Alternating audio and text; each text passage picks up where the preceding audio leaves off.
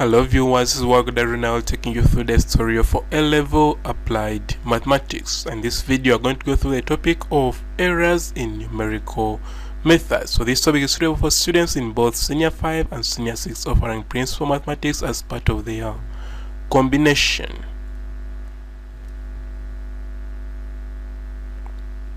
So Math 2, a brief course outline, consists of 3 parts. One is mechanics, the other one is statistics and probability, and the other one is numerical methods. So we have been dealing with mechanics and statistics. Now we are going to go to numerical methods. So mechanics can further be divided into 3 parts. So one is kinematics, and you should expect one question in section A and one question in section B from these topics. Then the other part of mechanics is called dynamics, and also expect one question in section A, one question in section B from these topics from a standard paper. Then the last part of mechanics is called statics, and you expect one question in section A, one question in section B, and these are the topics. So dynamics deals with motion when there is a force acting, kinematics deals with motion when there is no force acting, and statics deals with forces in equilibrium. Now the second part of mechanics is statistics and probability. There you expect 3 questions in section A, 3 questions in section B, just as it is in mechanics. I think you see 1, 2, 3. So mechanics, there are 3 questions in section A and also 3 questions in section B. When you go to numerical methods, there are 2 questions in section A and 2 questions in section B, and they are 5 topics. So today we are going to deal with this part of errors.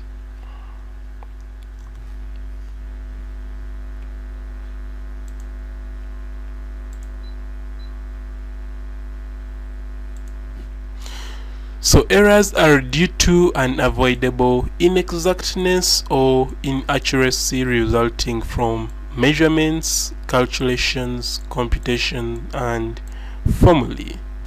So if the accuracy of any measurement is defined as the closeness of the agreement between the experiment value and the true stroke exact value, then there is some degree of deviation from the exact. Now this degree of deviation is what we call errors, and that's what we shall be dealing with. Therefore, in numerical techniques, the magnitude of error associated with an approximate value may be defined as error is equal to exact value minus approximate value. So this definition of error is very vital. Error is equal to exact value minus approximate value. So that is one way it can be expressed, or the exact value can be expressed in this form, that approximate value plus or minus error. So as long as you see this plus or minus, just know that after it is an error. If they put a percentage, it means that is a percentage error. But there is something we need to note, is that blunders and mistakes from human weakness are not considered to be errors, since they can be treated numerically.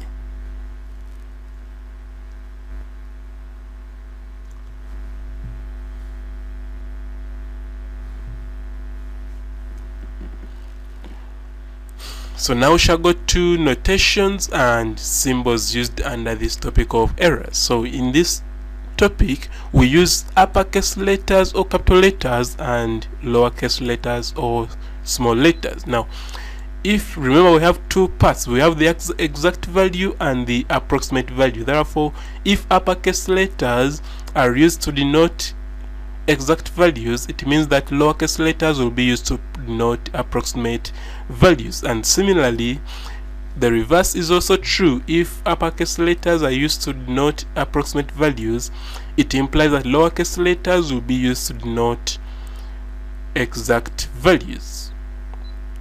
So they can use any letter apart from XYZ. It's not a must that it should be XYZ. It can be theta, it can be alpha, beta, any.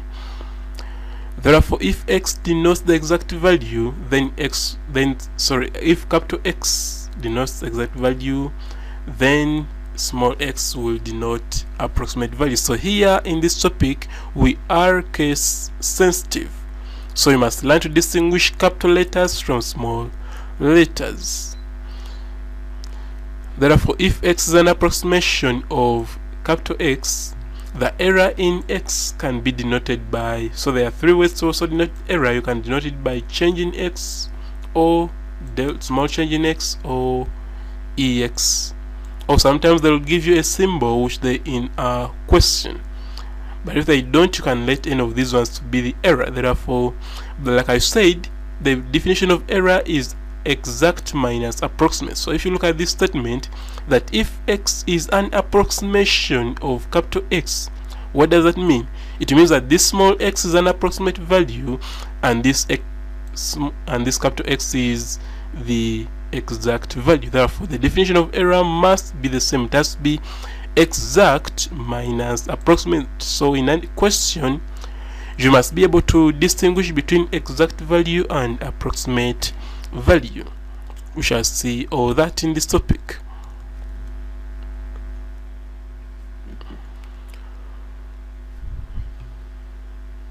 So now we shall go to the terms used under errors. So the first term is called absolute error. Now these terms are very vital, so you must be able to distinguish them. The first one is absolute error, and we shall say that in general, the maximum absolute error when a number has been rounded off to n decimal places is given by the formula that 0.5 times 10 to the power negative n. But you should be keen, this is an error in an individual value, not in an expression, because most students confuse the two. This is the formula for error in an individual value. So we shall see the difference between an individual value and an expression. Therefore, if x has been rounded off to 3 decimal places, it implies, and x is equal to 0.072, it implies that the error in x is given by 0.5 times 10 to the power negative 3, because the 3 is the number of decimal places of this value. Now the error you'll get will be 0.0005. So another way to easily master the error in an individual value. What do I mean by individual value? It means that one value, like x, error in y, error in z, like that. But if they put an arithmetic, for example, x plus y, x minus y, x times y, x divided by y, there you don't use this formula. We shall use other formulas, as we shall see. So the easiest way is to count the number of decimal places. You realize that it is 1, 2, 3. Now there's something similar with the number of decimal places and the number of zeros. If you look at this, these are 3 zeros and these are also 3 decimal places. So when they are 3 decimal places, it implies that you write 3 zeros and after that you'll add 5. But remember, that is for an individual value.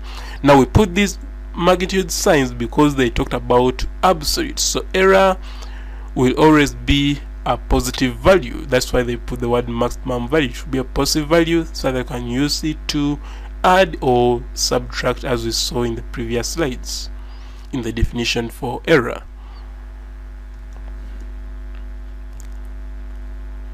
So that is ex magnitude means a maximum absolute error.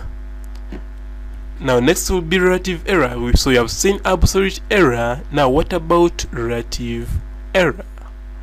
Relative error is given by the formula that absolute error over approximate value or absolute error over working value. So these two definitions hold, and there are different cases where each is used. So we shall see where this is used and also where this is used. So there's another formula that absolute relative error is equal to absolute error over exact value, but that formula is used in the next topic we shall go on, and that will be trapezium rule. But in this part of errors, we'd never use the word absolute over exact. We use absolute over approximate or absolute over working value. We shall see what all these terms mean.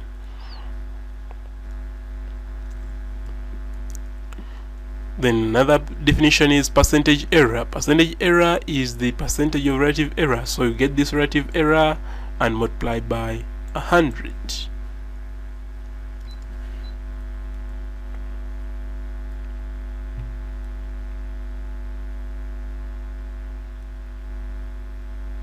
So now we shall go to binary operations of rounding errors using interval arithmetic. So there are two parts. There is interval arithmetic and also error propagation. So we shall see both parts, but let's start with interval arithmetic.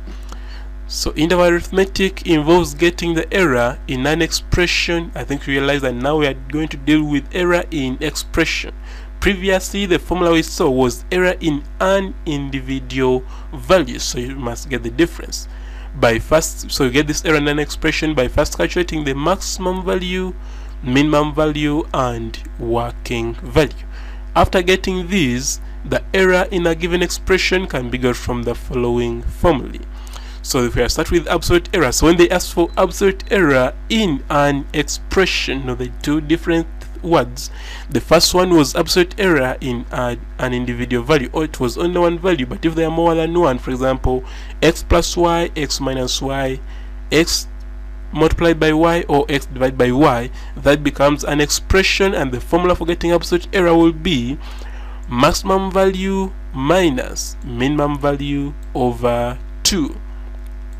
So that gives us another task. How do you get the maximum value and the minimum value of an expression? So we shall see that in this video. But remember that as long as it's an expression, absolute error will be equal to maximum value over minimum value over maximum value minus minimum value over 2.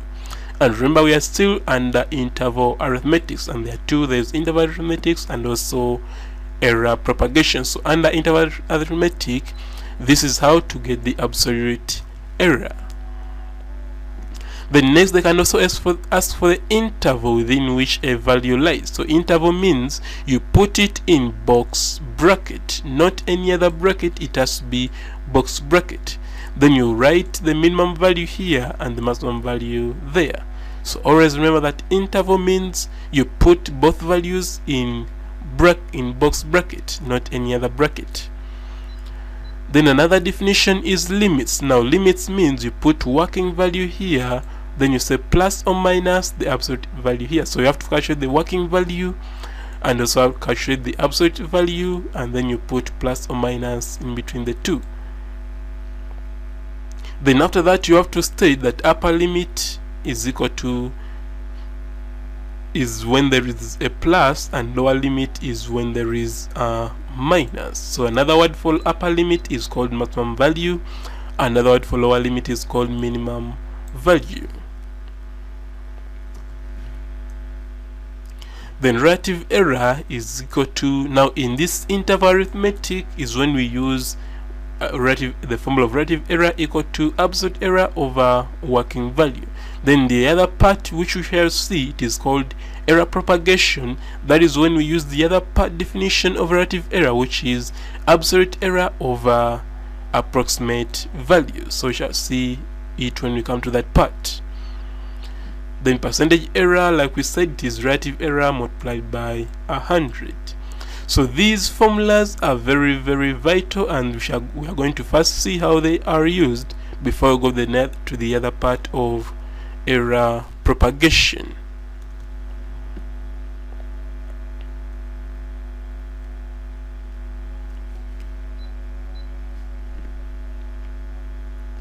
So like I said, we have to know how to get maximum and minimum values in given expression. So let's start with the expression of addition.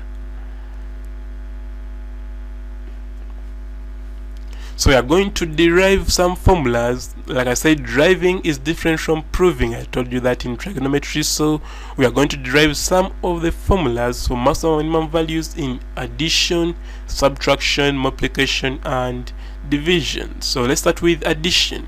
So addition, we shall suppose two values, x which is 3.22 and y which is 2.22, which have been rounded off. So when you see this word rounded off, it means that the formulas for errors can hold. If it has not been rounded off, then it cannot hold. so I've been rounded off to the given decimal places. It therefore implies that the error, now like I said, this is the formula for error in an individual value. So the error in x alone is that because there are 2 decimal places, I think you realize there are 2 zeros, after which you add 5.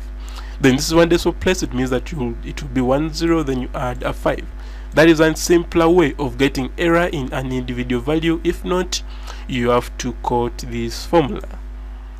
So it's not a must that you always quote the formula, as long as you know that there are 2 zeros followed by 5 if it is 2 decimal places, and 1 0 followed by 5 if it is 1 decimal place. You are good to go. There's no need to state this. Otherwise, you have to state it for you to memorize. So that is the error in x, and this is the error in y. Now there are 4 possible alternatives, because we said the exact value is plus or minus the approximate. So the exact value is equal to approximate value plus or minus the absolute error. So there are 4 alternatives that can be plus, minus, plus, minus. So let's look at those 4 alternatives. So if you want this one to be minimum and this one to be maximum, minimum means that you are going to use the option of minus. Minimum, you also use the option of minus here. Therefore what you get will be 5.365. What if you use another option of minimum maximum? Means that minimum means here you'll use the option of minus, but here you use the option of plus. So the output will be 5.465. The another option, like we said, there are 4 alternatives. So another option is when this is maximum and this is minimum. Maximum means you use the option of plus, and minimum means you use the option of minus. So we'll come up with 5.375. And the last option is maximum maximum. So maximum here you use option of plus, maximum here use the option of plus. Therefore you come up with 5.475. Now after that you will analyze those 4 values, and you realize that there is one which is the highest and one which is the smallest. Now if you look at this, the smallest is this. Now what does that mean? It means that the expression we use to get that value is what gives us the minimum value of an expression with addition, as you can see it here. Then also the maximum value is 5.475, meaning that where it was got is what gives us the expression for maximum value in addition. Therefore maximum value in addition is x min and y min, so the minimum is x min plus y min, and the maximum is x max plus y max. Therefore in summary, x plus y minimum is equal to x min plus y min. Both will be minimum, and when they want maximum of addition, it means that both will be maximum. This is what you have to remember as long as it is addition.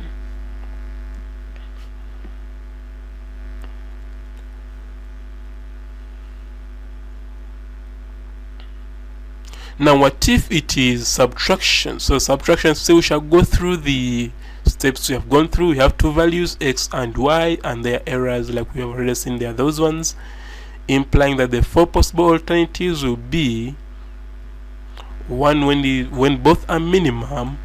Both minimum means that one minimum means minus, and here also minus. Therefore you come up with that. Then when one is minimum, another one is maximum. In other words, x is minimum and y is maximum, you come up with that. Then the third option is when x is maximum and y is minimum, you come up with that.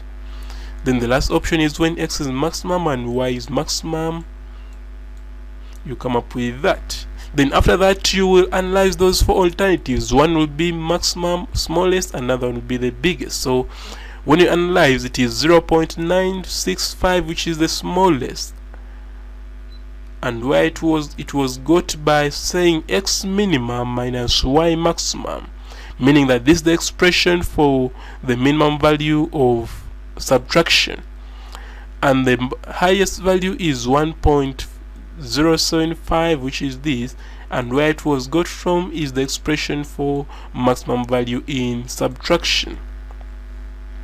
Therefore, we shall come and say that in summary, the minimum value of subtraction, it means that the first one is minimum and the second one after the subtraction sign is maximum. But for the maximum value of our subtraction, it means that the first one is maximum and the second one after subtraction is minimum. So this formula is also very, very vital. Now, what if it is a product or multiplication? Still, we are going to go through the steps we have gone through. By this time it will be multiplication. So first one is when both are minimum. So when both are minimum, it means that this one is subtract here, minimum, this is subtraction also. So the output will be this. Then the second one is when x is minimum and y is maximum. So we shall come up with this. Then the third one is when one is maximum and another one is minimum. So you come up with that.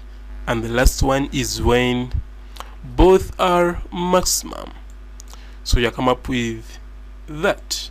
Then after that, you will analyze and realize that one is smallest and one is biggest. So the smallest is 6.91225, which is this, and that means that where it was got, the option which was used to get it is the expression for minimum value of a product, and the highest is this, meaning that the expression which was used is the expression for maximum value of a product. Therefore, in summary, we shall say that the minimum value of a product is when both are minimum, and the maximum value of a product is when both are maximum. I think you realize that this one is similar to the one of addition, because for addition also, the minimum value for addition is when both are minimum, and the maximum value for addition is when both are maximum. And the same case with also product, only that the sign will change to a product, and for addition to be addition, to be plus. So with those three parts so far, we are going to go through a number of questions, then we shall go to division, because division is a special case. So we shall start with question 1, which came from UNEB 2004, paper 2, question 8, and it says, given the numbers x, which is that, and y, which is that, measured to the nearest number of decimal places indicated, part A, state the maximum possible error in x and y. Then part B, determine the absolute error in x, y. Now this is the product. Then part C, find the limit within which the product, now there's a limit within which the product this lies and should be correct to 4 decimal places. So you shall start with the first one. Maximum possible error is the same as maximum of absolute error. Therefore, for this one, like I said, you can quote the formula or you count the number of decimal places. So these are 3, meaning that there will be 3 zeros, after which you add a 5, and that will be the error in x. Then for this one, there are 4 zeros, meaning you'll put 4 zeros, then after which you add a 5. So that is those are the errors. This is the error in x and this is the error in y, and that's what they wanted in part A. So B1 will be for stating both errors. So now we shall go to the next part, which is absolute error in x, y. No, so what you should realize is that now this is no longer an individual value, it is an expression of product. So you have to get the maximum value first and the minimum value, then we use the formula for absolute error as we saw in the introduction part.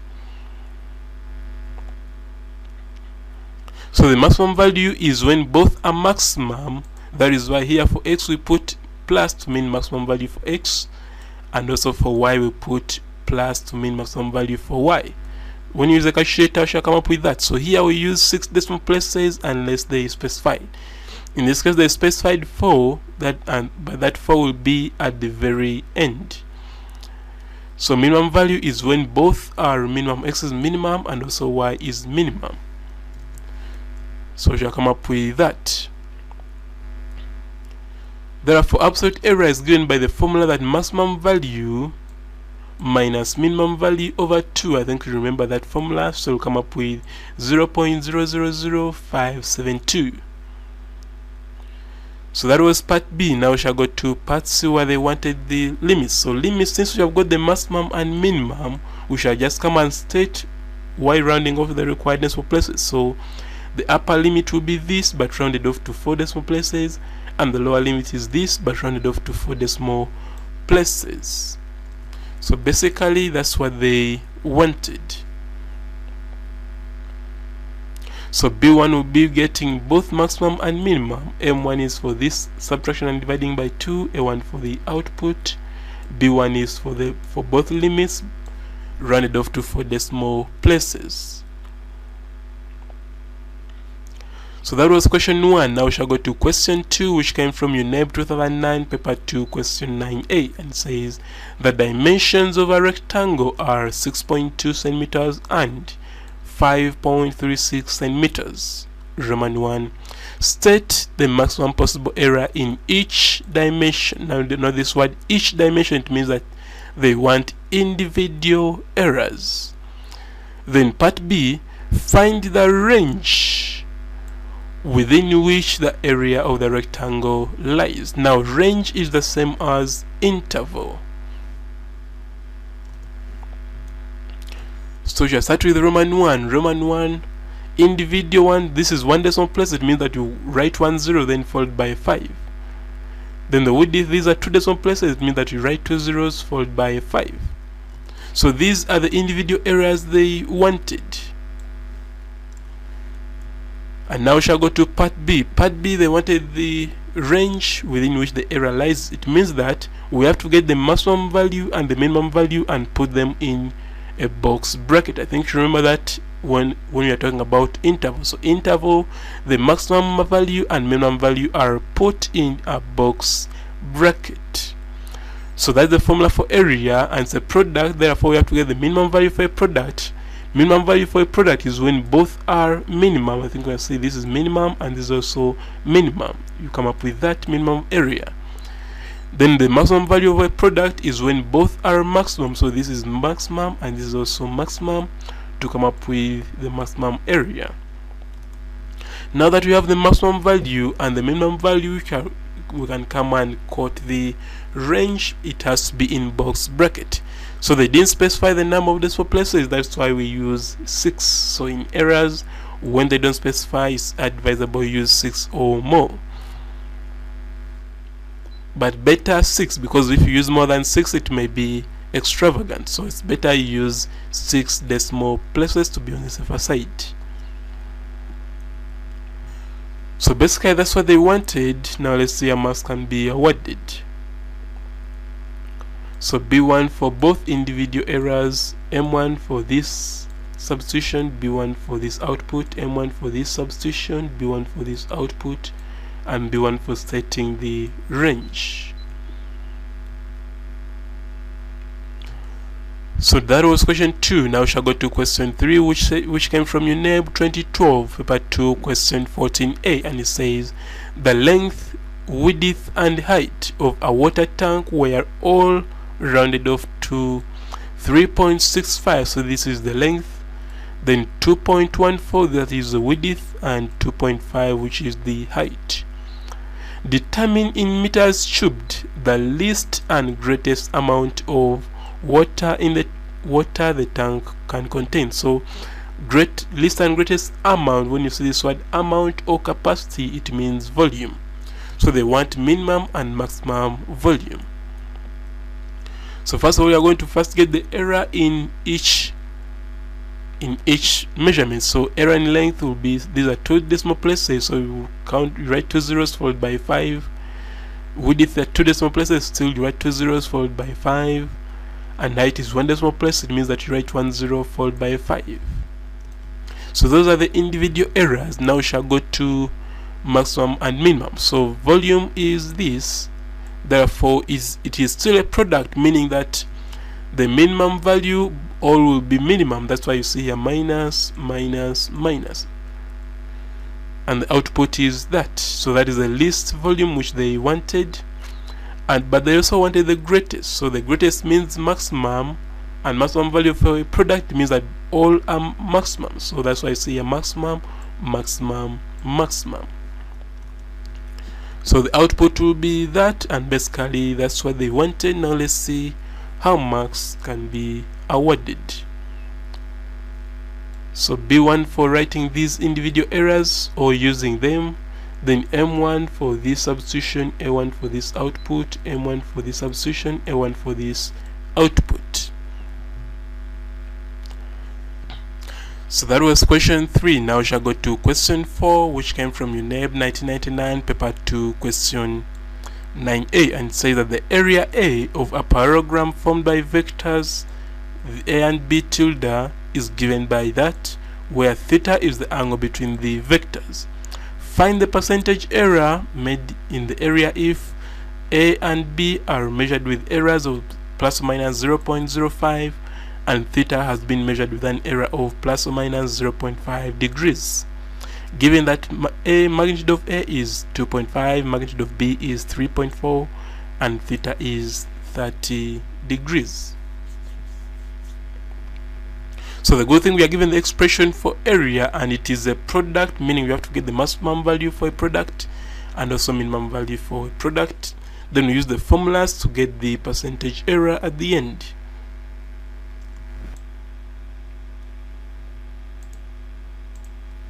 So we shall start by quoting the formula which was given, then after that we shall substitute there for maximum area. It means that since this is the product, all have to be maximum, so maximum of this is that, because it was 2.5 plus the error which is 0.05 to give you that. Then this was 3.4 plus the error which is 0.05 to give you that. And this was 30 plus the error which is 0.5 to give you that. Therefore this is the maximum area. Similarly, the minimum value is when all are minimum, since it's the product, so 2.5 minus the error which is 0.05 gives you that. 3.4 minus the error which is 0.05 gives you that. And 30 minus the error which is 0.5 gives you that. Therefore this is the minimum area. Now also the working value. Working value is when you use the very values which are given in the question without adding or subtracting the error. So the value for A was that, and the value for B was that, and the value for theta was that. So when you use those values without adding or subtracting the error, we shall come up with what we call the working value, and that will be 4.25. Therefore now the error in the area is given by maximum minus minimum over 2, which will be given maximum is here, minimum is here, divided by 2, and that gives you the error or absolute error, which is that. But remember, the question wants relative percentage error, and we said percentage error is equal to relative error multiplied by 100. Now relative error, we also saw it that it's equal to error or absolute error divided by the working value. So absolute error is this and working value is that. That gives you relative error alone, and when you multiply by 100, what comes out is what we call percentage error. So basically that's what they wanted. B1 for getting both maximum and minimum, M1 for the substitution, and B1 for the absolute error, M1 for this substitution, A1 for the percentage error. That was question 4. Now we shall go to question 5, which says part A, truncate Roman 1 this value to 1 decimal place and this value to 3 significant figures. Then part B, if P is equal to this, find the minimum value of root P. And part C is that given that Y is equal to 5 to the power 2x, find the absolute error in Y when x is 0.21, and hence find the limits within which the exact value of Y lies. So now we have seen a new term of truncating. What you have been dealing with is rounding off. So I believe you know how to round off, but now there is a term called truncating. So truncating means you cut. Now what does that word cutting mean? So cutting means if After getting what you want, you cut. For example, here I want 1 decimal place, I'll count this is 1 decimal place and I cut. When I cut, I discard this off and I remain with this. That is why here I'm writing 1.4. Then for part B, they wanted 3 significant figures, so you write 1, 2, 3. After getting that, you cut. So you discard these ones, but you have to maintain the place values, so you replace them with zeros to come up with 486000. So B1 for this Roman 1, another B1 for this Roman 2. So now we shall go to part B. So part B, the error in these are 3 decimal places, so it means we first write 3 zeros followed by a 5 to get the error in an individual value. Therefore, the error in a square root will be given by minimum will be got by this plus this. Now, why is it plus? It is because this is a negative. If it was positive, it would be minus. So when it is a negative, it reverses. So that's why we put here plus and we come up with this. Because in negatives, the bigger the magnitude, the smaller the value. Then part C, they gave you x is equal to 0.21. Therefore, error in x is 0.05. Remember, 2 decimal places, you write 2 zeros followed by a 5. Therefore, the upper limit is the maximum value, and maximum value is given by making this one maximum. That is why I put here this. We will say this plus this to come up with that. Therefore, in the end, we come up with this as our maximum value. Then minimum value, it means that x is minimum. You will say this minus this to come up with this. Therefore, you come up with that. So those are the limits, upper limit and lower limit, and basically that's what they wanted. So B1 for this individual error, M1 for the substitution, A1 for the output. B1 for this individual error, M1 for this substitution, A1 for the output, M1 for the substitution, A1 for the output.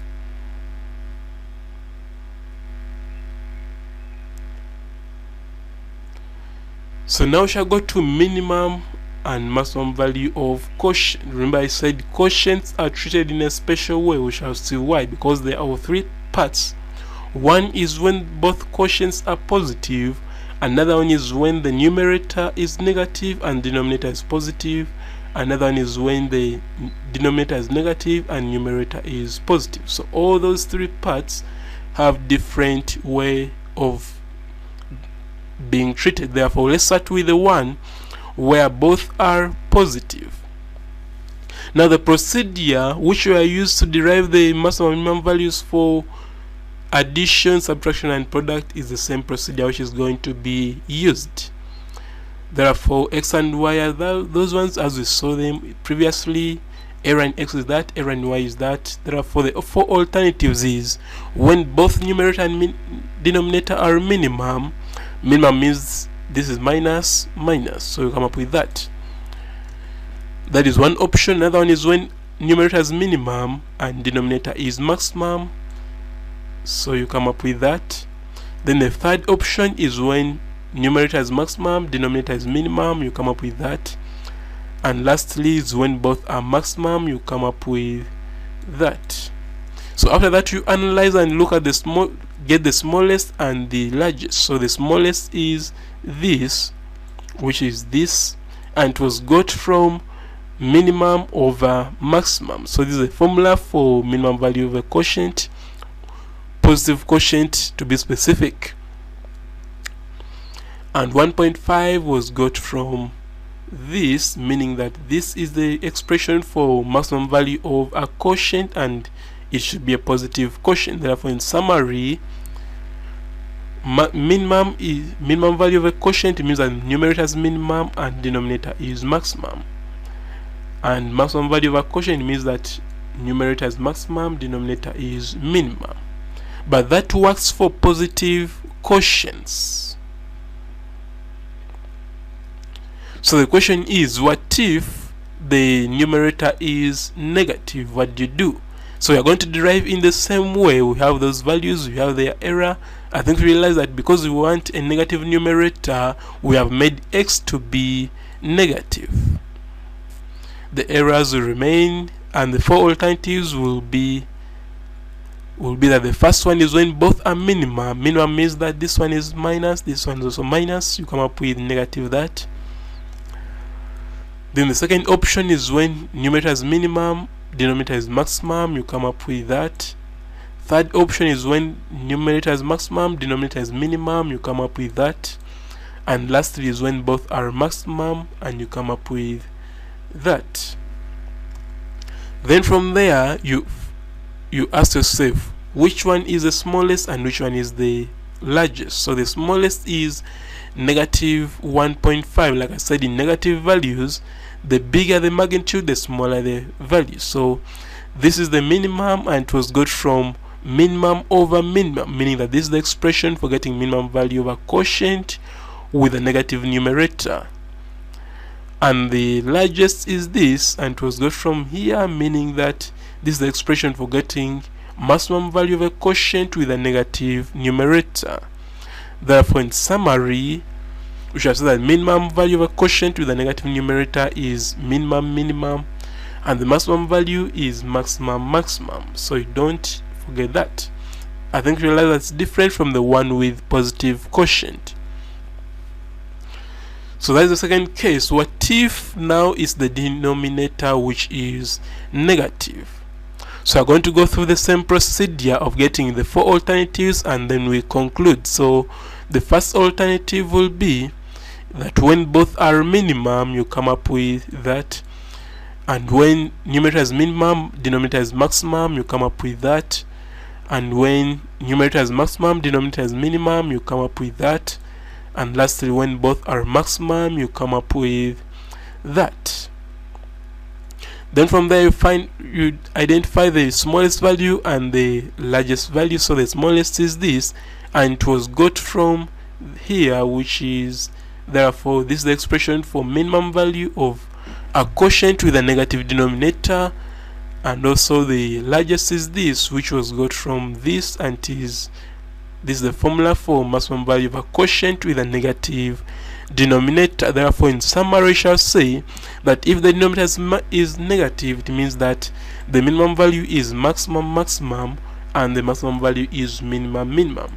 It is the opposite of the one with a negative numerator, because for a negative numerator, the maximum value was maximum maximum and the minimum value was minimum minimum. But for a negative denominator, it is the opposite. Therefore, the minimum value will be maximum maximum and the maximum value will be minimum minimum. So those are the three special cases for quotients, and let's see how we can use them. So that means that as long as you are given a quotient, you have to first identify, is the outcome going to be negative or positive? If the outcome is going to be negative, then find out, is the negative on the numerator or on the denominator? So we shall go to start with question 1, which came from UNEB 2005, paper 2, question 8, and it says, given the numbers this A and B, which is that, measured to the nearest number of decimal places indicated, state the maximum possible errors in A and B. Then part B, determine the absolute error in A over B. And Roman 3, find the limits within which A over B lies correct to 4 decimal places. So we shall start with Roman 1, where they want the error, individual errors. So these are 3 decimal places, meaning that you write 3 zeros followed by 5. And these ones are 4 decimal places, meaning that you write 4 zeros followed by 5. So that was part A, and B1 for writing both errors correctly. So now we shall go to part B, where they want the error in absolute error in quotient, and part C where they want the limits. So let's start with part B. So we have to get maximum and minimum. So maximum value of a quotient, remember we said maximum value of a positive quotient, the numerator is maximum and denominator is minimum. Therefore, maximum numerator you put plus here, minimum denominator you put minus there, you come up with this as the maximum value. Then the minimum value, the numerator is minimum and the denominator is maximum, so you come up with that as your minimum value. Now that I've got the minimum and maximum, I can get the absolute error.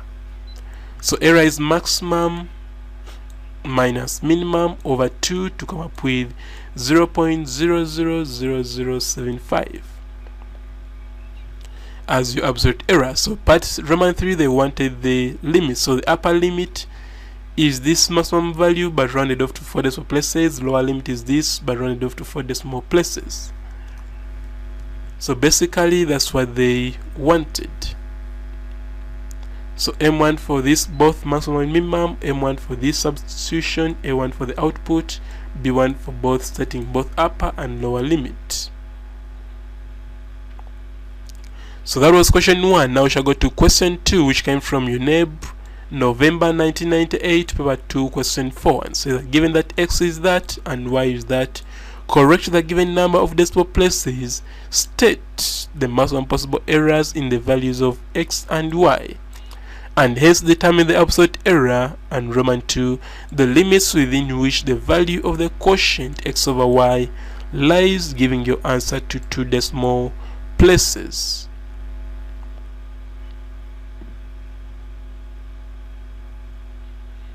So Roman 1, they wanted the individual errors, so error in X is that and error in Y is that. Then we shall go to maximum value of a quotient, means that numerator is maximum, denominator is minimum. You come up with the maximum value. The minimum value, it means that numerator is minimum and denominator is maximum. You come up with the minimum value. Therefore, absolute error is given by maximum minus minimum over 2 to come up with 0.005631. Then Roman 3, they wanted the limit, so you state to the required accuracy. So this one to 2 decimal places gives you the upper limit, and this to 2 decimal places gives you the lower limit. So basically that's what they wanted. So B1 for writing both individual errors, B1 for both maximum and minimum, M1 for the substitution, A1 for the output, B1 for setting the limits to 2 decimal places. So that was question 2. Now we shall go to question 3, which came from UNEB 2017, paper 2, question 6, and it says, given that Y is equal to 1 over X plus X and X is 2.4, correct to 1 decimal place, find the limits within which Y lies. The limit, they want the upper limit and the lower limit. So come and say that this is 1 decimal point, meaning that the error is got by writing 1 0 followed by a 5. Therefore, the upper limit is the maximum value of this. Now, this maximum value has 2 parts. It has a quotient and an addition. First of all, you have to remember that for addition, maximum value means that both are maximum, meaning that this is maximum and this is also maximum. But because this is a quotient, we said maximum value of a quotient means that the denominator is minimum. So that is why you see here minimum, but here you see maximum. Therefore, the output will be this and round off to the required decimal place. The lower limit is the minimum value. So the minimum value of a quotient, denominator must be maximum. That's why you see a plus. Then for the whole addition, both must be maximum. That's why this X is, sorry, those both must be minimum. That's why you see this X is minimum. So you come up with 2.8 as the required value. So basically that's what they wanted. So B1 for the individual error, M1 for the substitution, A1 for the output to 1 decimal place. So this should be 1 because that's what was given. Then M1 for the substitution, A1 for the output to 1 decimal place.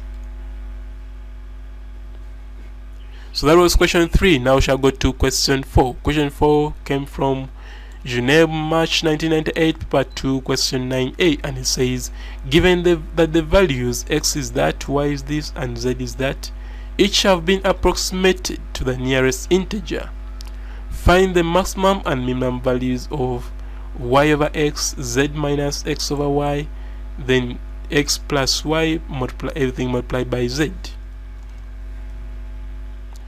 So the first one is a quotient, and it's a positive quotient. Therefore, maximum value of a quotient, it means that numerator is maximum, denominator is minimum. Therefore, the output is that. Minimum value of a quotient means that numerator is minimum, denominator is maximum. So you come up with that. So basically that was Roman 1, M1 for the expression. The substitution can be given here or here, then B1 for this maximum, B1 for this minimum. So now we shall go to Roman 2. Roman 2, the expression of z minus x over y. So this has combined two parts. There is a subtraction and also division. So I'm going to start with this division. Division, maximum value over quotient. It means that the numerator is maximum, denominator is minimum. But for the numerator, we have also a subtraction. So subtraction for maximum value for subtraction, it means that this first term is maximum and this second one after subtraction is minimum. Then y minimum is, that's why you see a minus. Therefore, when you use the calculator, you shall come up with that. And also the minimum value, it means that numerator is minimum, denominator is maximum. But for the numerator, we have a subtraction, meaning subtraction, minimum value for subtraction, it means that the first term is minimum and the second term is maximum. This maximum y is, that's why you say a plus. Therefore, when you use the calculator, you shall come up with that. Then Roman 3, they wanted maximum value for x plus y, everything multiplied by z. Now here we still have two terms. We have an addition and also multiplication. So just start with multiplication. Multiplication, maximum value for multiplication, both are maximum, and also maximum value for addition, both are maximum. So all these x, y, z will be maximum. That's why you see a maximum, maximum, and maximum. So you come up with this. Then the minimum value, it means that all are minimum. That's why you see a minimum, minimum, and minimum. Then you come up with that. So basically that's what they wanted. So this M1 is mobile, can be given at this step or at this step. Then B1 for this maximum, B1 for the minimum. This one can be given at this step or at this step. Then this one is for maximum, this one is for minimum. So that was question 4. Now we shall go to question 5. So question 5 came from UNEB 2010 paper 2 question 14b, and it says if capital N, N1 is equal to this and N2 is equal to this, determine the range within which the exact values of Roman 1, this, and Roman 2, this, are expected to lie. Give your answers correct to 3 decimal places. So you start with Roman 1. Roman 1,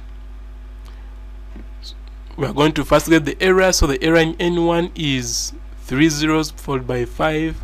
Therefore maximum N1 is that and minimum N1 is that. Then for N2 there are 2 decimal places, so you write 2 zeros followed by 5. Therefore maximum N2 is that and minimum N2 is that. So this B1 is for getting the individual errors. As long as I see this for N1 and this for N2, that's when you can get that B1.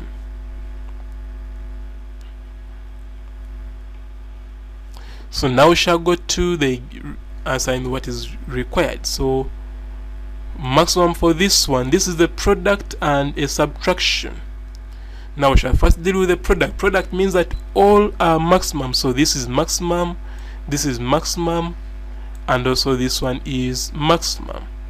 Now maximum subtraction means that the first term is maximum and the second term is minimum. That's why here you see it was subtracted they wrote a minimum value of n2, and here they wrote a maximum value of n1. Here they wrote maximum of n2, and here maximum of n1. The answer has to be to 3 decimal places. Then for the minimum, it means that for product all are minimum. So this is minimum, and this is also minimum. Now the minimum of subtraction means that the first term is minimum, and but the second term is maximum. Therefore you shall come up with that as our answer. And the range will be, remember, range has been box bracket, start with minimum followed by maximum. Then that we shall now go to Roman 2. Roman 2, we have to remember that this is a negative numerator, because when we feed in those values we shall get a negative. Now because the negative numerator, we have to remember that for negative numerator, minimum value is got by minimum. Therefore minimum of the subtraction means that this one is minimum and this is maximum. Then minimum of product means that both are minimum, and in the end we shall come up with that as our minimum value. Then maximum of subtraction means that this is maximum and this is minimum, but maximum of division of product, it means that both are maximum. Therefore you shall come up with that, and the range will be that. So basically that's what they wanted. Therefore B1 for getting both maximum and minimum, and B1 for stating the range, B1 for getting both maximum and minimum, and another B1 for stating the range to 3 decimal places. So that was question 5. Now we shall go to question 6. Question 6 says, given that r is equal to 1.50, t is that, and x is that, all rounded off to the given decimal places, find the minimum value of x squared over r minus t, correct to 4 decimal places. So here still we have to remember that this is a negative denominator. Therefore the formula, first of all we are going to get the error in this, and error in that. So these zeros were not just put there anyhowly. It means that there are 3 decimal places, and that's why you see 3 zeros followed by 5. Therefore for a negative denominator, minimum value is maximum. Now maximum of this is that, and maximum of this, it means that the first term is maximum but the second term is minimum. Therefore in the end we shall come up with that, and basically that's what they wanted. So B1 for this, setting all the errors, M1 for this numerator, M1 for this, and M1 for this, and A1 is for that. So that was question 6. Now we shall go to question 7, which came from UNEB 1994, paper 2, question 2a, and it says, given x is that, y is that, and z is that, all to the nearest integer, find the maximum value of this, and that. So we shall start with the Roman 1. So Roman 1, the maximum value for a quotient means that numerator is maximum, denominator is minimum, and maximum for sum, it means that both are maximum. Therefore when you substitute, we shall come up with that as our maximum value.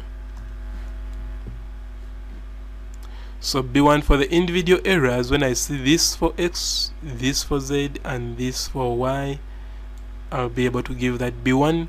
Then M1 for substitution, A1 for the output. So that was Roman 1. Now we shall go to Roman 2. Roman 2, maximum value for a quotient, numerator is maximum, denominator is minimum. Then maximum value for a product, both are maximum. Therefore we shall come up with that. Then Roman 3, you have to remember that the working value is negative, meaning that you have to deal with it in a special way by first getting LCM to get a quotient. Then after getting a quotient, realize that is the numerator which is negative. Therefore maximum value of a quotient with the negative numerator is maximum. Therefore, maximum of numerator, maximum of denominator, and output will be that. So basically, that's what they wanted. M1 for substitution, A1 for the output, M1 for substitution, A1 for the output. So that was question 7. Now we shall go to question 8, which came from UNEB 2000 paper 2, question 9, and says that part A, given that x is that, y is that, and z is that, all the values given to one decimal point, find the maximum value of this, and that, correct to 3 decimal places. Then part B, if the errors in each of the values, this and this, is that, find the maximum and minimum values of the quotient this when x is equal to 0.04, giving your answer correct to 3 decimal places.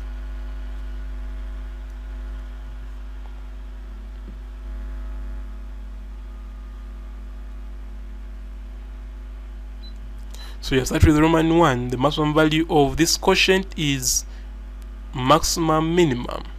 So maximum of addition is when both are maximum. Therefore, when you substitute, we shall come up with our maximum value as that to 3 decimal places. Then Roman 2, we have to remember that the working value is negative, meaning that we have to deal with it in a special way. And in this case, it is the numerator which is negative. Therefore, it will be maximum. Now the maximum of subtraction, it means that the first term is maximum, second term is minimum.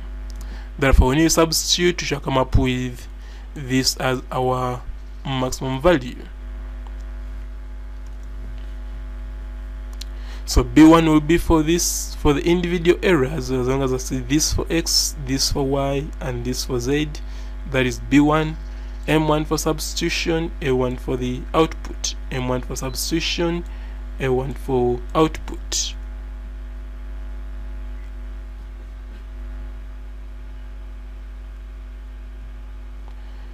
Then Roman 3, they wanted the maximum value for that, means that this is, it has combined quotient, addition, and subtraction. Now for the whole of this, it means that this one will be, the whole of this will be maximum, and the whole of this will be maximum, and the whole of this will be minimum.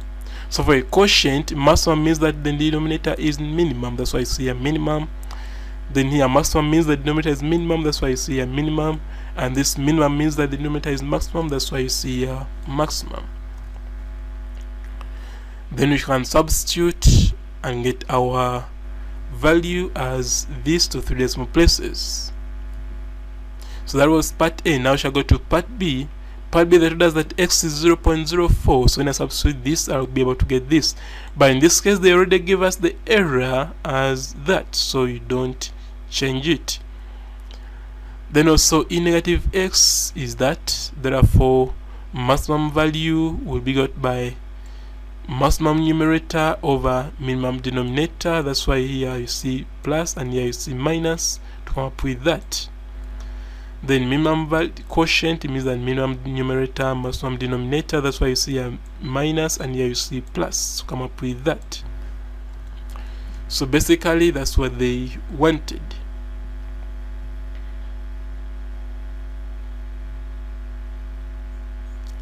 So M1 for substitution, A1 for the output to 3 decimal places, B1 for getting this, M1 for substitution, A1 for the output, M1 for substitution, A1 for output.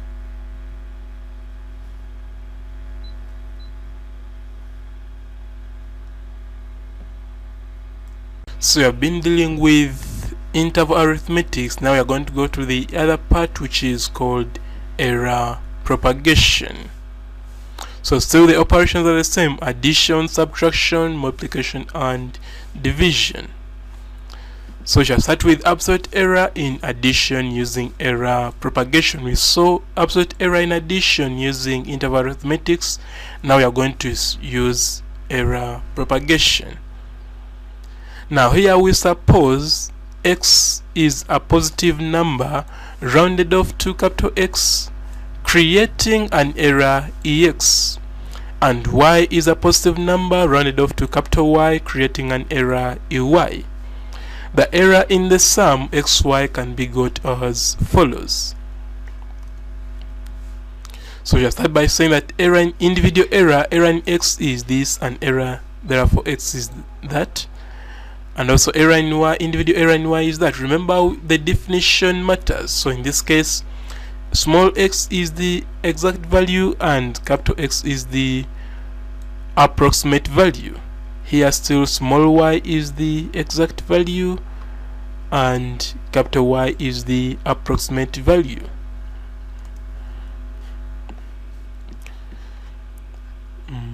Now the exact value in the sum will be x plus y, therefore, and the approximate value will be capital X plus capital Y.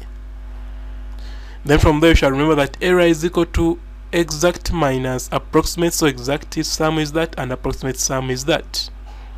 Remember, now we are deriving the error in a sum. Therefore, when I substitute for small x and small y, I'll come up with that. When I open brackets, rearrange collecting like terms, and then open brackets, I remain with this because this and this cancels.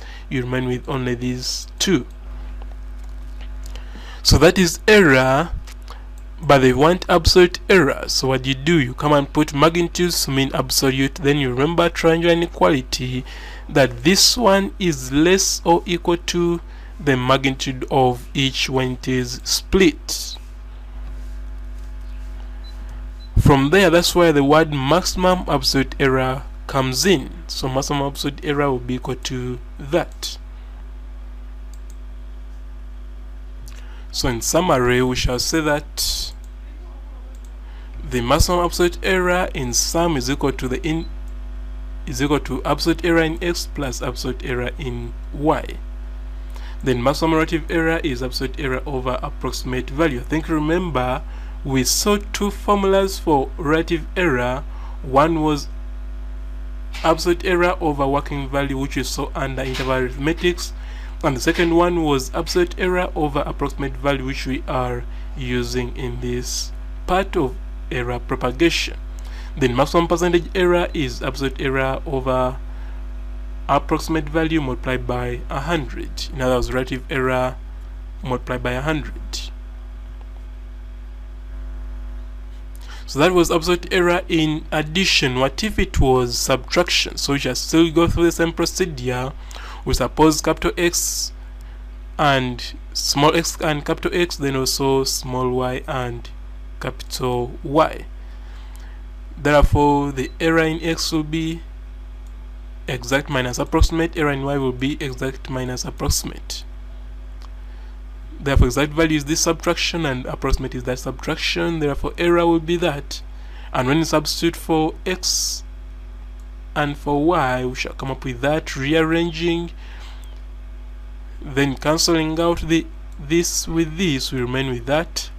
Then after that we shall get the absolute. Then remember triangular inequality, that this can be split into two, and when they are split into two, this becomes an inequality. But magnitude means that what is negative becomes positive. Therefore, we shall end up with that. And then conclude that maximum absolute error is given by that. I think you realize that the maximum absolute error in addition is the same as that in subtraction. Therefore, in summary, I think this will be the same. Relative error will change because the approximate value changes. It's the subtraction now. Similarly, the percentage error, relative error multiplied by 100. So with that, we shall go through these questions. So question 1 came from UNEB 2018, paper 2, question 6, and it says the numbers a and b have maximum possible errors EA and EB respectively. So part A, write an expression for the maximum possible error in their sum. And part B, if A is this and B is that, find the maximum possible error in A plus B.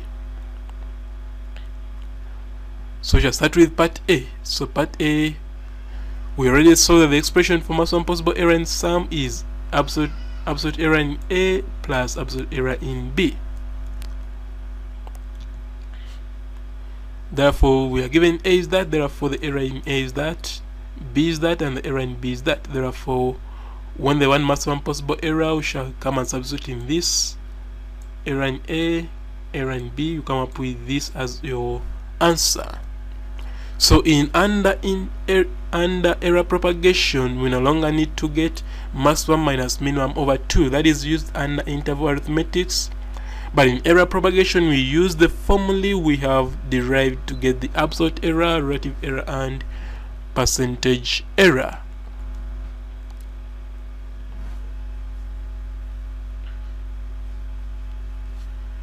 So B1 will be for the expression, B1 for the in-video errors, M1 for the substitution, A1 for the output. So that was question 1. Now we shall go to question 2. Given that A is that, B is that, and C is that, find the error in this sum and set the range within which this sum lies. Then find the error in this subtraction and set the range within which the subtraction lies. So you already know that the error in sum is the absolute error of the individual terms. So error in sum will be absolute error in A plus absolute error in B plus absolute error in C, which will be that to give you this. Then the range, you have to first get the working value. Working value is that. Then the range will be plus or minus. So when we put plus, we shall get this, and when we put minus, we shall get that. Then error in subtraction, we said is the same as error in addition. That's why there are two values, they are the same values. Then the working value will differ because this is subtraction to come up with the range as that. When you put plus, you get this maximum. When you put minus, you get this minimum. So basically that's what they wanted.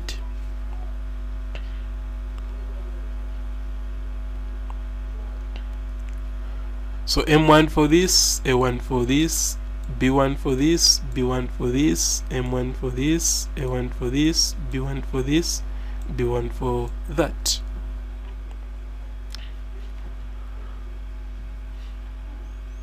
So now we shall go to relative error in multiplication using propagation. So still we are going to suppose x and y, where small x is the exact and capital X is the approximate, small y is the exact, capital X is the approximate. Therefore now we want the relative error in product. Therefore the formula we use for relative error is absolute error over approximate value. Like we already saying, these are approximate values and these are exact values and these are the in-video errors.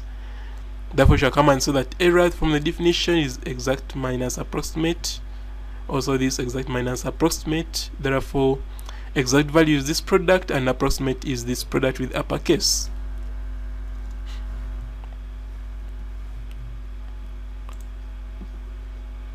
So next is to use the definition of error, that error is equal to exact minus approximate product. When I substitute for small x and small y, I'll come up with that. Expand this, I'll come up with this. Then I remember that this one and this one can cancel to come up with that. Then from there, we usually make an assumption. So we shall assuming that the error in x is much smaller than x and the error in y is much smaller than y, it implies that the product of the errors will approximate to 0. Note that we're using the word approximate, and here we're using the word assuming, and here we're using the symbol much less. So you should be very keen when you're making that part of assumption. So when you substitute, this has approximated to 0, so remain with only these two terms, which are this. Therefore, absolute error, it means that you put magnitudes on both sides. Relative error, remember, is absolute over approximate. This is absolute divided by approximate. You'll come up with that. When I split the numerator, I'll come up with this part. Then when I use triangular inequality, I split the magnitudes to come up with that. After that, I can now conclude that the maximum relative error is equal to this. So this word maximum is put after triangular inequality. So now in summary, the maximum absolute error is given by this, and the maximum relative error is given by this, and the maximum percentage error is given by that. So these formulas are very vital, because under error propagation, the formulas we have derived are the ones we use to get the absolute error, relative error, and percentage error. So now we shall go to question 1. Question 1 came from UNEB 2003, paper 2, question 2. And it says, two decimal numbers x and y are rounded off to give capital X and capital Y with the errors E1 and E2 respectively. So like I said, sometimes they'll give you the symbol for error to use, and other times they will not. So in this case, they are giving us the symbol for error to use, and that is E1 for error in X and E2 for error in Y. Show that the maximum relative error recorded in approximating x squared y by capital X squared y, capital Y, is given by this. So the sum of similar to the one we have derived, only that in this case, this x is squared. So when it is squared, what do? The procedure is going to be the same, only that the expansion will a bit be bigger. So for example, we shall start with the definition. Exact value is that, approximate value is that. Therefore error is equal to this given product minus the approximate, but we know that x is this and y is that. Therefore we are going to expand. So the procedure is similarly the same. So when I expand and I expand further, I'll come up with this. Then from there I realize that this one and this one are the same and can cancel, and also we can make an assumption.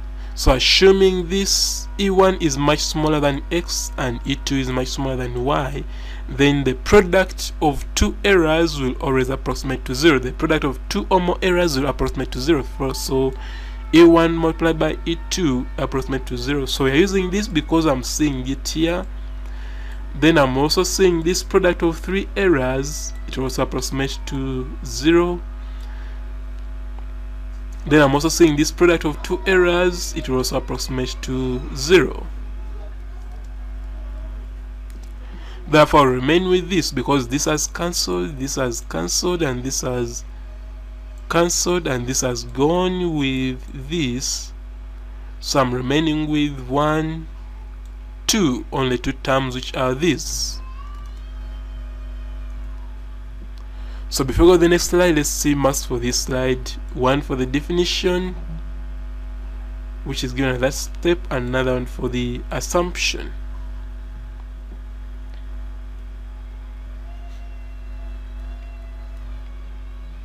Therefore, absolute error, we put magnitude on both sides. We put magnitude on the error, then relative error is absolute over approximate. I think realize that before I write relative error, I first get absolute error, because the formula for relative error is absolute error over approximate value. Then when I split the numerator, I'll come up with that, and I use triangular inequality, I'll come up with this. Therefore, after triangular inequality, that's when I can use the word maximum. Previously, I was using only relative error, but now after the inequality, I'm using the word maximum relative error.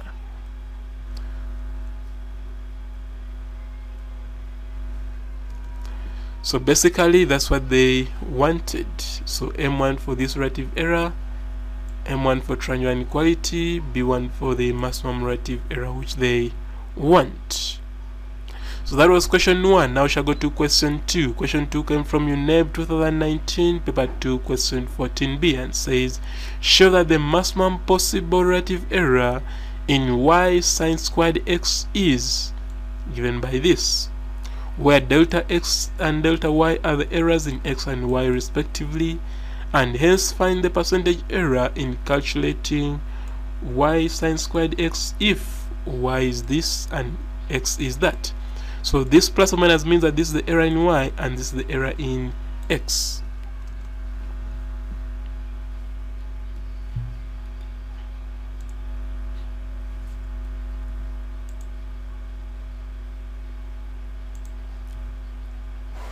So the error will be equal to exact minus approximate. But here we have to first expand this one alone. So we're going to first isolate this one and expand it. So when I expand this one, I will remember compound angle formula, that when I expand sine x plus delta x, I'll come up with sine x cos delta x plus cos x sine delta x. But there's a square here, so I'll have to put it at the end. Now, assuming that delta x is a small angle measured in radians, it implies that sine delta x approximates to that very angle, which is delta x, but cos delta x approximates to 1. So this one will approximate to 1 and this will approximate to delta x. Now when I substitute for that, I'll come up with this, where this has become 1, that's why here it's only sine x, but this one has become delta x, that's why you see a delta x cos x. And the square is still maintained. So next is to expand this square. So when I expand, it implies that this square to give me this, then 2 times this gives me this term, and the whole of this squared gives me that. Then from there, I also realize that there is a product of 2 errors. Therefore, this is assumed to be small. Therefore, delta x squared approximates to 0. We have already assumed that this is a small angle. Therefore, that's why we're saying that this approximates to 0. Note that we're using the word approximates. When it approximates, it means that we are going to get our sine squared x plus delta x being equal to sine squared x plus delta x sine 2x, because this one is double angle. Therefore, the error now, when I come back here and substitute for this, I'll come up with this expression for error. So before I go to the next slide, let's see how much can be awarded for this slide.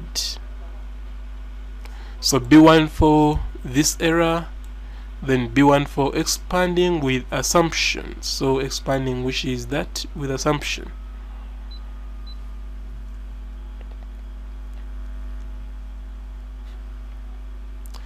Then next we shall expand further, open brackets further to come up with that. Then I remember that this one and this one can cancel, and I also realize that there is a product of 2 errors. Therefore, I'll have to make another assumption. We already made the assumption, but it was for x alone. Now we are going to make another one for y. So we shall come and say that assuming delta y is much smaller than y, then this product approximates to 0. So note that we're using the symbol approximates. Therefore, we are going to count this, and this is going to cancel, and this one also going to be ignored. Therefore, we remain with 1, 2 terms, which are these ones. Therefore, we shall now, from error, we shall now get absolute error by putting magnitude on both sides, and after getting absolute error, we can get relative error by dividing by the approximate. I think we realize that this was sine 2x and it has now been expanded to 2 sine x cos x. Now next is to reduce. Now when I reduce this y for this term and this term, something will cancel. This y will cancel, and one sign will cancel with its sign, and the remaining sign with this cos. Cos over sine is cot. That's why you see a cot x. Then delta x remains, that's why it's here, and this also remains, that's why it is there. That is for that term. Then for this other term, this and this cancel, so remain with delta y over y, which is this. Then from there we shall use triangular inequality to split the 2 terms. After that, we shall now state that the maximum relative error is equal to this, and that basically That's the proof they wanted. So B1 for substituting for sine x squared x plus delta x and simplifying the expression for error. So simplifying to come up with this. Then M1 for relative error, M1 for triangular inequality, and B1 for the maximum relative error. Then now we shall go to the hence part. Hence part, we are given the values of y and x. Therefore, we are going to substitute in that. So delta x was this, it was given the question. Then x was pi over 6, delta y was 0.05, y was 5.2. So when I substitute, I can come up with that, and therefore when I simplify this bracket using a calculator, I come up with this expression, but the 1% error, so I have to multiply by 100 to come up with 3.9845 as my percentage error. So basically that's what they wanted. M1 will be for the substitution, M1 for simplifying, and A1 for the output. So that was question 2. Now we shall go to question 3, which came from UNEB 1999, paper 2, question 9a, and says the area A of a parallelogram formed by vectors A and B tilde is given by that, where theta is the angle between the vectors. Find the percentage error made in area if magnitude of A and B are measured with errors that, and theta has been measured with an error of this, given that A is this, B is this, and C and theta is that. So I think you realize that this question was the same question which was worked out under interval arithmetics, but it can also be worked out under error propagation. So any of the two methods is okay, since they don't specify or they don't restrict. So here we know that error in A and error in B was given in the question as 0.05, and the error in theta is this. But the difference is that in this method of error propagation, angles must be measured in radians. That's why here we are converting to radians this, and also this to radians. For interval arithmetics, you may not change the angle to radians if and only if it is linear. But if it has another term, for example, square root of an angle or square an angle like that, it implies that the angle also has to be changed to radians. But if it is not, you can leave it like that. But under error propagation, it is a must to change from degrees to radians. Therefore, maximum relative error in this will be this relative error and that relative error and that, and this one. So these ones can also be derived. I think we can also be proved. You can go through the steps went through in question 2, and you realize that the relative error in this expression will be that.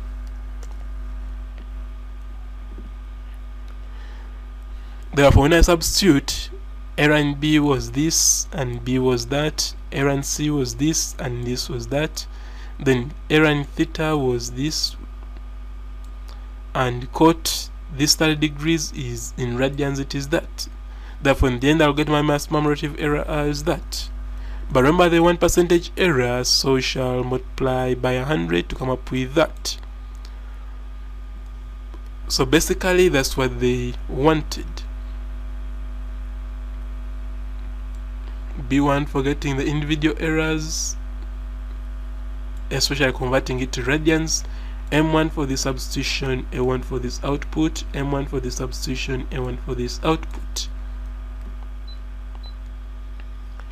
So that was question 3. Now we shall go to question 4, which came from UNEB 2006, paper 2, question 2, and says a cylindrical pipe has a radius of 2.5 centimeters measured to the nearest unit. If the relative absolute error, note this word relative absolute error, made in measuring volume is 0.125. So in this case they are giving us the relative absolute error in volume. Find the relative absolute error made in measuring its height. So you come and say that this is what is given, relative error in volume is that, radius is that, therefore error in radius is that. Now the volume is this, and this relative error is given by this formula. It can also be derived, it can also be proved. So when I substitute, relative error in volume is that, absolute error in radius is that, and this is what they want. Therefore I can make it the subject and come up with the value as 0.085, and that's what they wanted.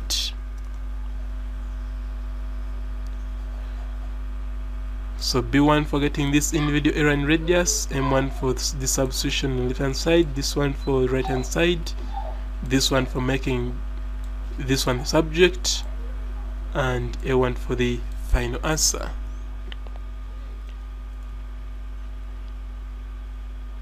So now we shall go to relative error in quotients using propagation. So still we shall go through the same procedure. We shall first let small x to be the exact value and capital X to be the approximate value, small y to be the exact value, capital Y to be the approximate value, and EX and EY to be the errors. So still we use the same formula that relative error is equal to absolute over approximate. That means that exact value is small x over small y and approximate is capital X over capital Y. So with that we can come and define our error as approximate or exact minus approximate. Then we substitute for small x and small y to come up with that. Then we get LCM and we open brackets. So here numerator we open brackets, but denominator we factorize out this y to come up with to become y squared, and this one becomes 1, but this one becomes error in y over y because we have pulled out y. So next is to make an assumption. Therefore, assuming that error in x is much less than x and error in y is much less than y, then error in y over y approximates to 0 because it's a small value divided by a big value. Now when you do that, this whole of this will become 0, so 1 times y gives you y squared. And here, this and this cancel, so remain with 2 terms, this and this, which are those ones. Therefore, now that I've got error, I'll go to absolute error by putting magnitudes, and then after absolute error I can get relative error by saying absolute error divided by approximate. Then when I split the numerator, I'll come up with this, and when I use the triangular inequality, I'll come up with this.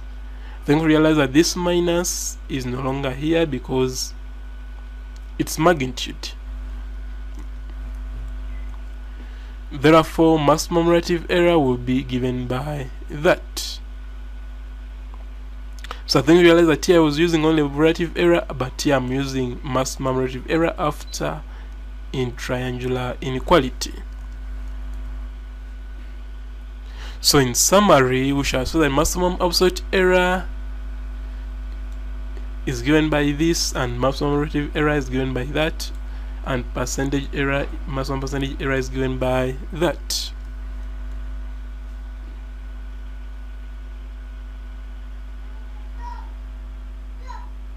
So then knowledge shall go to question 1, which came from UNEB 2003, paper 2, question 13, and says the numbers x and y, small x, small y, are measured with possible errors of delta x, delta y. What does that word mean? It means that these ones are the approximate values because they are measured with. Then part A, show that the maximum absolute error in the quotient this is given by this. Then part B, find the interval within which, so they said interval within which the exact value of this is expected to lie.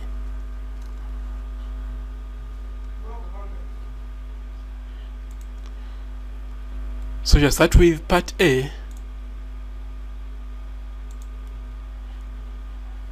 Part A, we shall let capital letters to be the exact values, because in the question we are given that small letters or lowercase letters are the approximate, meaning that uppercase letters will be the exact. Therefore, it means that the exact value of the quotient is this and the approximate value of the quotient is that. Now from the definition of error, error is exact minus approximate. When I substitute for capital X and capital Y, I'll come up with that. Then when I get LCM, I'll come up with that. Expand the numerator and factorize the denominator. Denominator, pull out Y to come up with this. But for the numerator, you expand, come up with that. So before going to the next slide, let's see maths for this slide. So B1 for this definition, M1 for combining.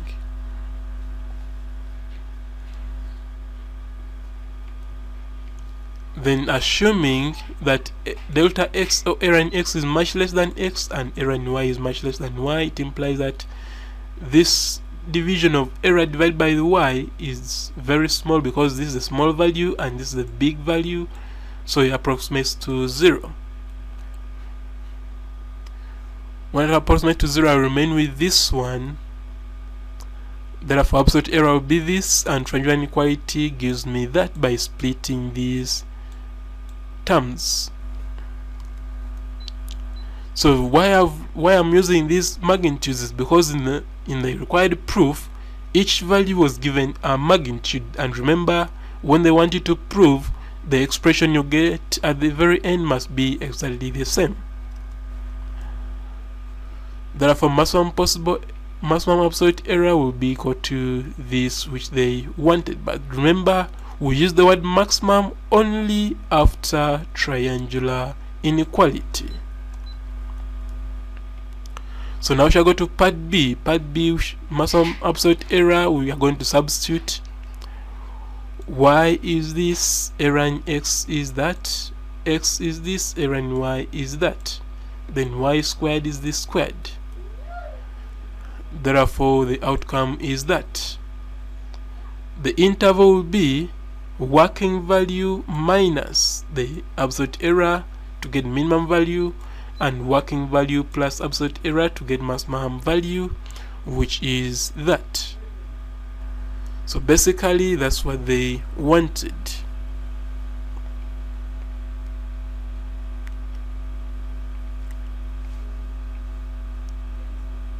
So B1 for the assumption, M1 for absolute error, which is this, another M1 for triangular inequality, and M1 for the maximum absolute error.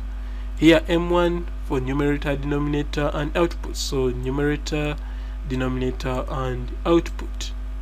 Then this M1 for lower limit, this M1 for upper limit, and B1 for the interval which they want.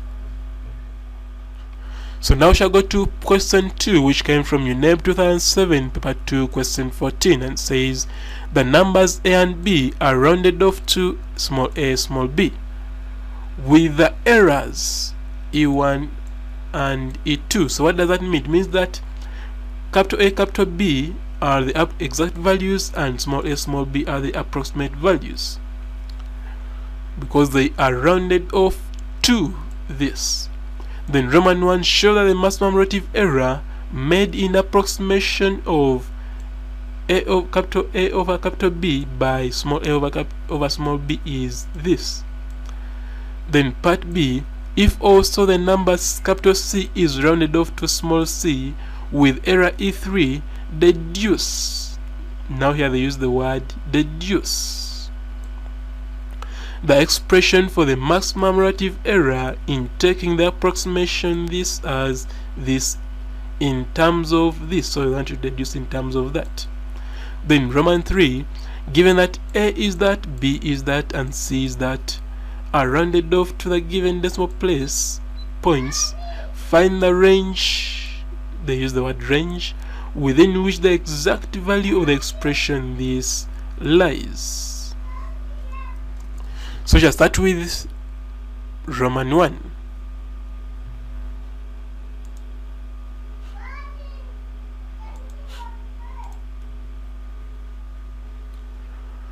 So Roman 1, we know that error is equal to exact minus approximate, so substitute for capital A and capital B to come up with that, then get LCM.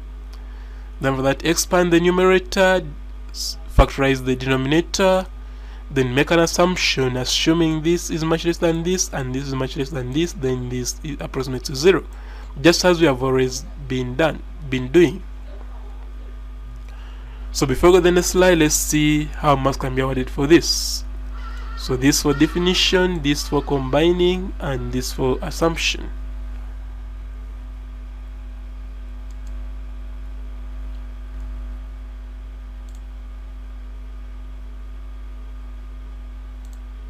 So the error shall remain with that, therefore absolute error is that. Relative error is absolute divided by the approximate. Then we are going to split the numerator to come up with that. Then triangular inequality gives that, therefore can conclude that the maximum relative error is that. So basically that's what they wanted in Roman 1. M1 for this relative error, M1 for triangular inequality, M1 for maximum relative error. Now when you go to part Roman 2 says that if also a number c is rounded off to small c with error e3, deduce the expression for a over b plus c.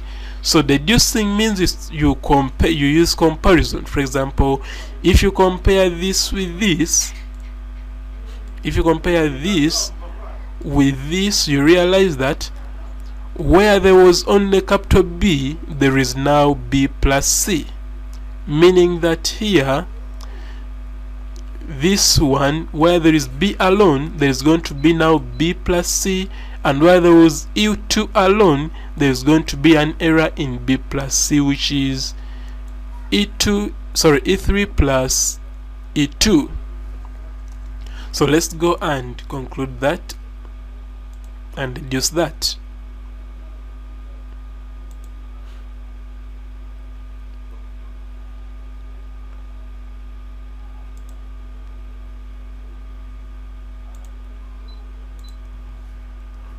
So relative error is that, like I said, where there was b alone, there is now b plus c, and now there was e2 alone, there is error in both b and c, which is e2 plus e3. And by triangular inequality, you can split all these, or split this numerator to come up with this and this, and basically that is what they wanted. Now for Roman 3, they gave you values of a, b, and c. You are going to first get the working value. So a is that, b is this, and c is negative 12.93, which gives you 3.023447. Now we shall go to absolute error. Absolute error is equal to relative error. Remember, relative error is absolute over approximate. Therefore, absolute will be relative error multiplied by approximate, or the working value. So I'm going to substitute. So error in A is that, A is that, error in B is that, and B is that, C is that, error in C is this, B is this, C is this. Then this is the working value which was already got here.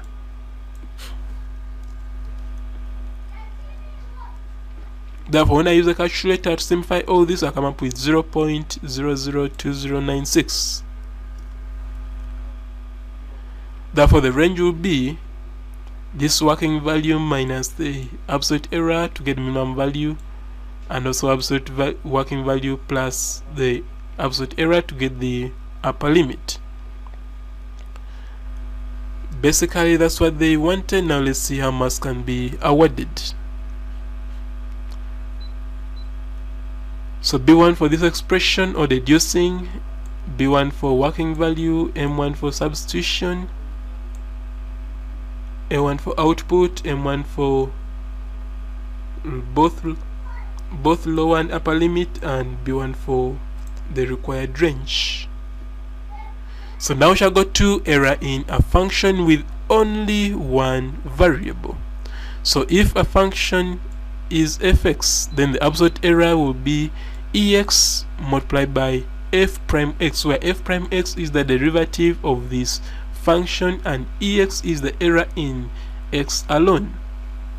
Relative error will be absolute error over approximate, which is this very function.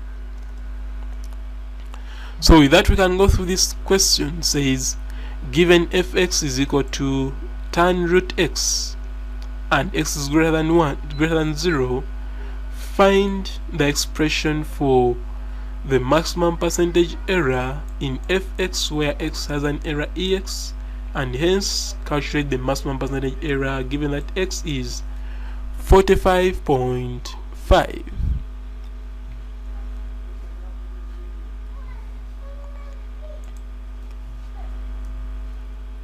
So shall come and say that fx is that, therefore when I differentiate I'll come up with that. Therefore relative error is given by that formula, so I'll come and substitute ex then f prime x. So ex f prime x is this one, because this one is 1 over this, so it gives you this, then divide by fx, which is that. Then when I simplify, I'll come up with that, and when I use double angle identity, I'll come up with that. So basically that's the expression for relative error. So m1 will be for differentiating, m1 for substitution, b1 for the required expression. Then now for the hence part, we are going to substitute. We have to change to radians. As long as we are under error propagation, angles must be converted to radians. So the error is that also in radians, therefore percentage error will be got by substituting in that formula, and to give you 0.1002. So basically that's what they wanted. B1 for individual errors in radians, M1 for substituting, A1 for the output. Now we shall go to error in a function with more than one variable. So when there are more than one variable, we use what we call partial differentiation, as you can see it here. So this one means that you differentiate this function with respect to x. Differentiate this function partially with respect to x. It means that you take x to be the only variable and the other is taken as a constant. Then here differentiating this partially with respect to y means that you take y to be the only variable and the rest will be taken as constants. So with that, we can go through this question. Say that the errors in x and y are this and this respectively. Find the maximum error expression in the function tan x minus y. So you come and say that let z be equal to that. Therefore by partial differentiation, partially differentiate this with respect to x and also partially differentiate this with respect to y, because we have variables x and y. So when I do that, I will say this gives me that, then remember there is this, and this gives me that, and remember there is this. So after that, I will substitute for the given errors. This becomes delta x z, this becomes delta x, this becomes delta y. Absolute error is got by putting magnitudes, then in triangular inequality, this magnitude means that the negative is ignored. Therefore maximum relative error, maximum absolute error is given by this expression, and basically that's what they wanted. So m1 for this and m1 for this, m1 for this absolute error, m1 for triangular inequality, b1 for the required expression. So now the content on this channel is got from the books we have written. We are on a project where we want to convert the hard copy books into video lessons. So the Math 2 content is got from this book of Mastering A-Level Mathematics Paper 2, and it's written by the team. So if you want it, you can just WhatsApp and you get the details. So the content from Math 2 is got from this book and also from this should be. So this should be has both paper 1 and paper 2 arranged topic by topic. I think we realize that in this channel you will appreciate that we use more of the questions in the UNEB question bank. So this book has those questions which are arranged topic by topic and makes work simpler. Then you also have Math 1, which is Math 1 content is got from this book, plus the question bank, and Physics 1 content is got from this book. Then Physics 2 content is got from this book. When you come to O-Level, for Senior 1 and Senior 2 is got from Volume 1, and for Senior 3 and Senior 4 is got from Volume 2.